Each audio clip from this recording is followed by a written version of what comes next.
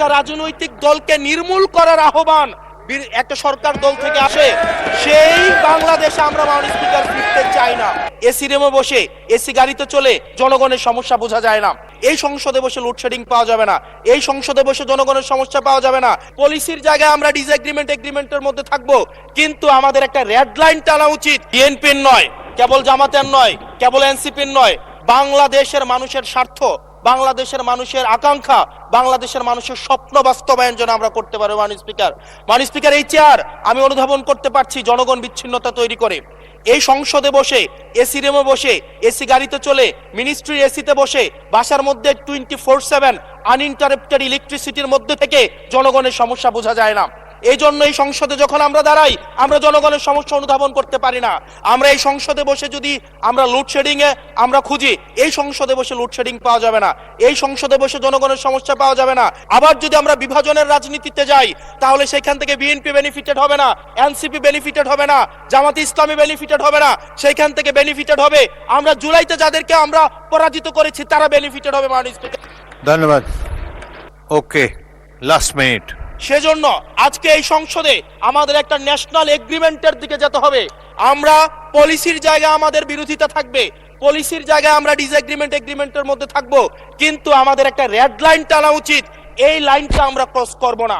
আমরা যখন শুনতে পাই যে একটা রাজনৈতিক দলকে নির্মূল করার আহ্বান একটা সরকার দল থেকে আসে, সেই বাংলাদেশে আমরা মাননীয় স্পিকার ফিরতে চাই না।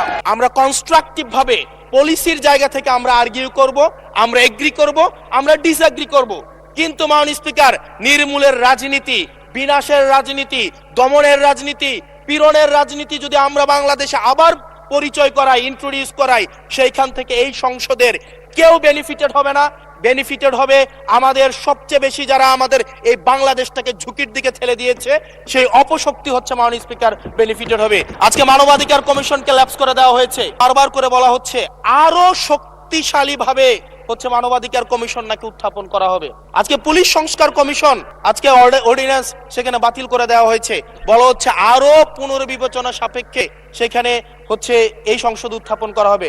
সবকিছুই তো সংশোধনের মধ্য দিয়ে যাচ্ছে।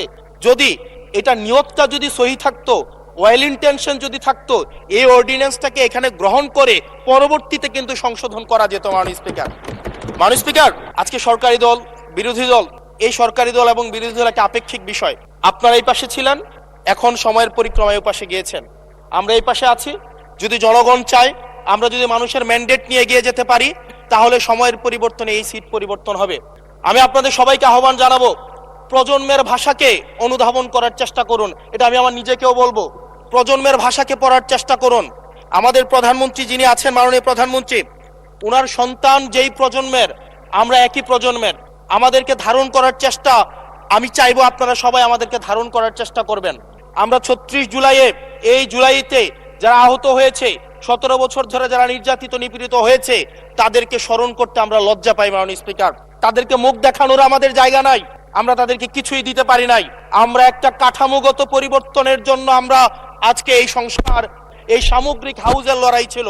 আমি চ্যালেঞ্জ করে বলতে পারি, যদি 2009, 10, 11, 12, 13, 14 সালে আমি সংসদে বসে কিছুক্ষণ আগে আমি 2009 সাল পরবর্তী থেকে 12 সাল পর্যন্ত যেই সংসদের যে বিতর্কগুলো ছিল, আমি বিতর্কগুলো পড়ার চেষ্টা করছিলাম। মাননীয় স্পিকার, যদি আজকে এটা 2014 সালের সংসদ হতো, আর যে সংস্কার প্রস্তাবগুলো এই পাশ থেকে দেওয়া হয়েছে, ঐকমত্য কমিশন থেকে দেওয়া হয়েছে, এই সংসদের একজনকেও খুঁজে পাওয়া যেত না যে এই সংস্কারের বিরুদ্ধে অবস্থান নিত।